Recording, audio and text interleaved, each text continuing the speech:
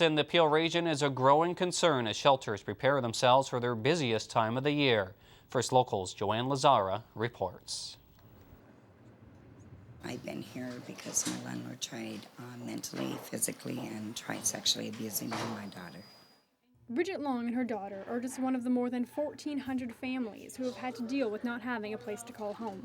They came to the Peel Family Shelter almost 2 months ago and remember the fear of facing a night on the street.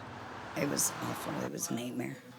And my husband was out of town working, and when he come back and took it in his hands, he got arrested for it. Having your landlord come and knocking at your door all hours of the night drunk, threatening you, it was awful. Janice Tansey is the assistant director of the Peel Family Shelter. She says the most common misconception about homelessness is its cause.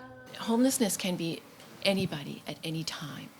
At any given time, anyone can fall on hard times. According to the region of Peel, over 100,000 residents have used 1 in 8 shelters found throughout Brampton and Mississauga.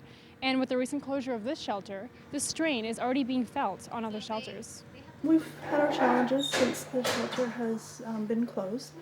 Certainly our numbers are up in the Wilkinson Road Shelter, but we have tried to manage through housing here at Peel Family Shelter and also the use of local hotels.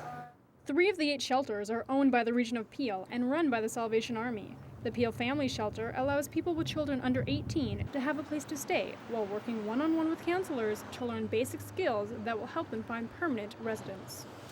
We try and empower our clients to be able to move forward with good self-esteem, with an ability to be able to understand that they can do what they want to do to live a healthy life.